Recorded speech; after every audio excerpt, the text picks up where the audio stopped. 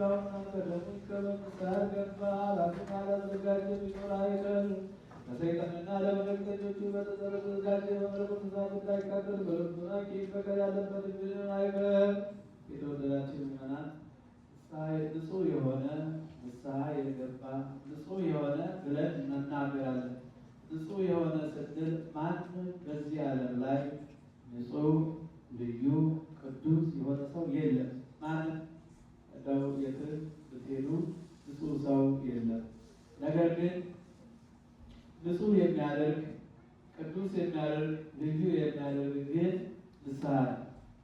ንስሐ የበደለውን እንዳልበደለ ኃጥኡን ጻድቅ የምታደርግ የምትለውጥ እሷ ነችና፣ ስለዚህ ዮሐንስ አፈወርቅ እንደተናገረው ኃጢአት መስራት የሰው ባህሪ ነው። ኃጢአት መስራት የሰው ባህሪ ነው። በኃጢአት ጸንቶ መኖር ግን ዲያብሎስ ነው። በኃጢአት ጸንቶ መኖር ለዲያብሎስ ትልቅ ደስታው ነው። ትልቅ ደስታው ነው። ነገር ግን አንተ ንስሐ ገብተህ ወደ እግዚአብሔር ብትመለስ እግዚአብሔር ለአንተ ወደ አንተ ፊቱን ያዘነብላል። ወደ አንተ ፊቱን ያዘነብላል።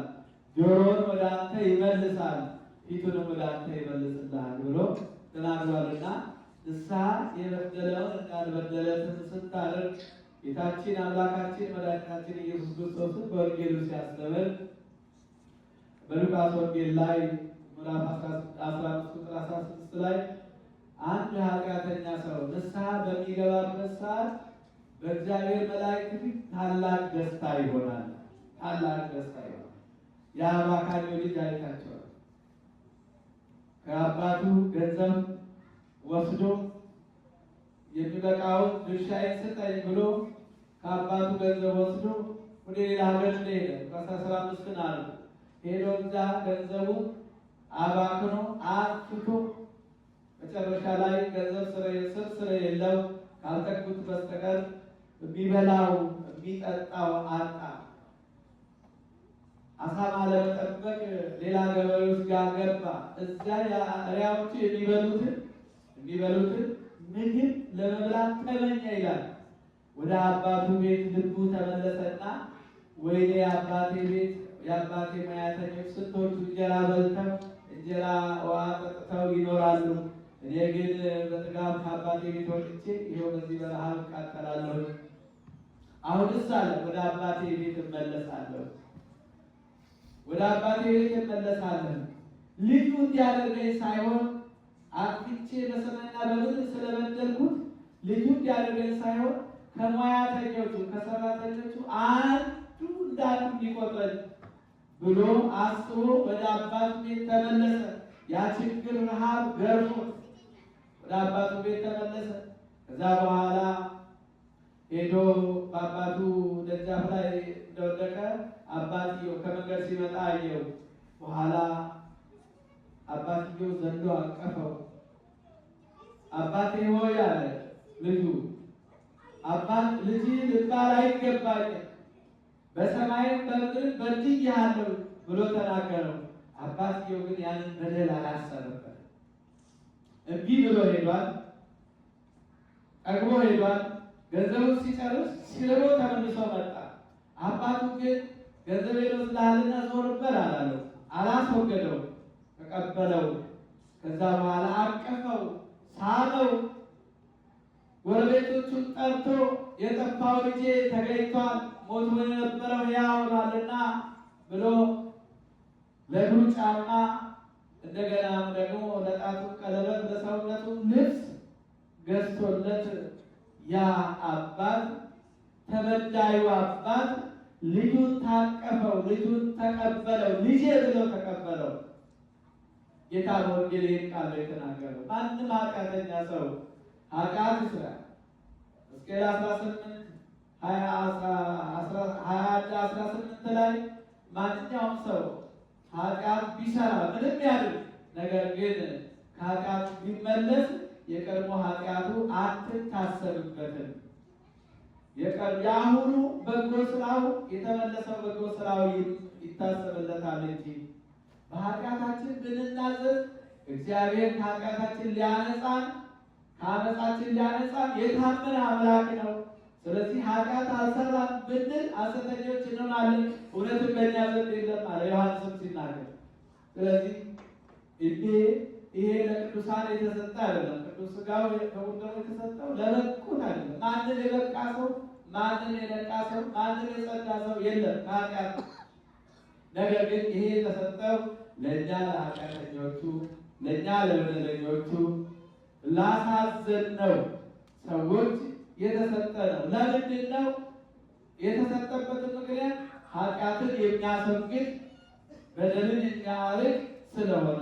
እኔ ቅዱሳን እንኳን ከስራቸው የተነሳ ትምራቸዋለን፣ እኛም ግን ብትምረን ያን ጊዜ ኃጥአንን ብትምረን እውነተኛ አምላክ ትባላለህ ብሎ ያዕቆብ ዲዮስቆሮስን በቅዳሴ ተናግሮታል። ወገኖቼ ብዙ ጊዜ ንጹሕ የሆነ ብንል ስንል ራሳችን እናያለን። ስራችን ፊታችን ተዘርግቶ ስናይ እኔስ ማን ነኝ? እኔስ ለዚህ መቼ በቃው ብለን ውስጣችንን እና ሰውነታችንን እናርቃለን። በዚህ ሰዓት በዚህ መሀል አይታወቅም፣ ያ ክፉ ሰራቂ ሌባ ይመጣና ሊሰርቀን ይችላል። በየትኛው ክፍለ ሰዓት እንደሚመጣ አታውቁምና ተዘጋጅታችሁ ኖሩ ተብሎ ተነግሯልና መጨረሻው መደምደሚያው እግዚአብሔርን መንግሥት የምንወርስበት ቅዱስ ሥጋው ክቡር ደሙ ነው። ሥጋዬን የበላ ደሜን የጠጣ የዘላለም ሕይወት አለው ብለዋልና፣ ስለዚህ በዚህ ዓለም ላይ ዛሬ ያለንን ሰው ትዳራችሁን አክብራችሁ ያላችሁን አክብራችሁ፣ በወጣትነት ጊዜ ያላችሁ በወጣትነት ጊዜያችሁን አክብራችሁ፣ እንዲሁም ደግሞ በሥጋው ደሙ ያላችሁ ሥጋው ሕይወታችሁን ጠብቃችሁ መኖር ነው የሚያስፈልገው። ከኃጢአት ስንርቅ ከበደል ስንርቅ እግዚአብሔር ደግሞ በረከቱን ምድራዊ በረከቱን ሰማያዊ ሕይወቱን ይሰጠናልና እንግዲህ የምናገኘው በረከት ይህን ብቻ ነው፣ ከዚህ የለንምና እንዲሁ ንጹሕ የሆነ ብለን ስንል እኔ ንጹሕ አይደለሁም፣ እኔ ቅዱስ አይደለሁም፣ ለዚህ አልበቃውም እያል ራሳችንን የምናሸሽ ከሆነ ራሳችንን የምናርቅ ከሆነ እንግዲህ መጨረሻው መደምደሚያው ሥጋዬን የበላ ብሏልና ያ እንዳንወቀስ በተቻለን መጠን ራሳችንን ለንስሐ ማዘጋጀት ያስፈልገናል። ይሄ ነው እና ይሄንን የሚያስፈልገን እንጂ የሚያስጨንቀን ነገር የለም። አስጨናቂ አምላክ አይደለም። እኔ የቅርብ አምላክ እንጂ የሩቅ አምላክ አይደለሁም። ሸክማችሁ የከበዳችሁ ወደ እኔ ኑ፣ እኔም አሳርፋችኋለሁ። ያ አምላክ እኔም አሳርፋችኋለሁ። ሸክሜ ቀላል ነው። ዓለም የምታሸክመን ሸክም ከባድ ነው። ዓለም የምታሸክመን ሸክም ከባድ ነውና ክርስቶስ የሚያሸክመን ሸክም ደግሞ ቀላል ነው። እሱ በመስቀል ላይ ኃጢአታችንን ሰቅሎታል፣ በመስቀል ላይ ያስወግዶታል።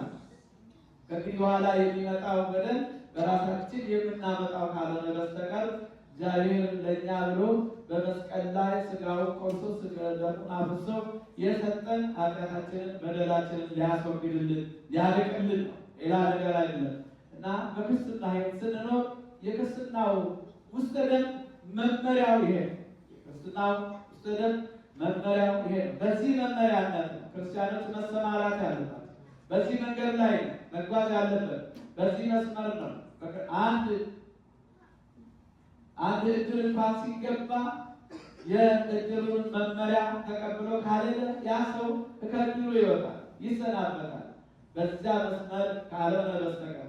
ስለዚህ እኛም ደግሞ የእኛ መመሪያችን ወንጌል ነው፣ ቃሉ ነው። በስሙ ከተመላለስ እግዚአብሔር ኃጢአታችን ይቅር ሊለን የታመነ አምላክ ነውና እጁን ዘርግቶ የሚቀበለን እንደዚያ እንደጠፋው ልጅ አባቱ እጁን ዘርግቶ ቀለበት ለእግሩ ጫማ ገዝቶ እንደተቀበለው እኛም ደግሞ በንስሐ ስንመለስ ያ ሰው ያ ወጣት ንስሐ ገባ ማለት ነው። ወደ አባቴ ቤት እመለሳለሁ ነው ያለው። ወደ ጥፋቱን አመነ። ጥፋቱን ያመነ ልጅ አይገረፍም። ጥፋቱን ያመነ ሕፃን አባቱ አይገርፈውም።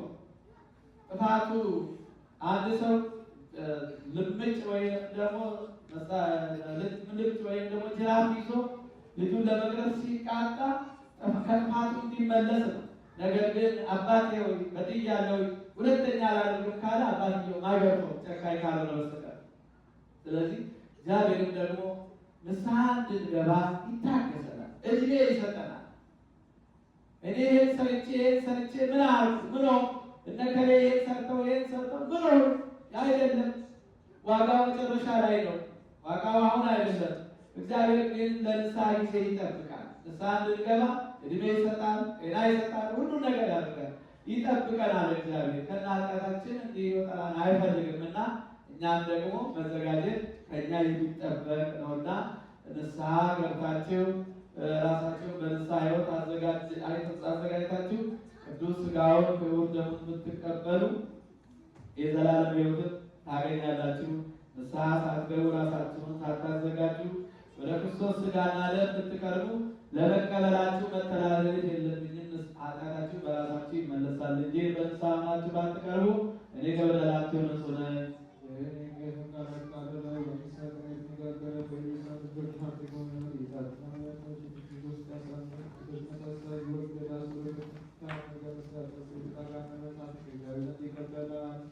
That's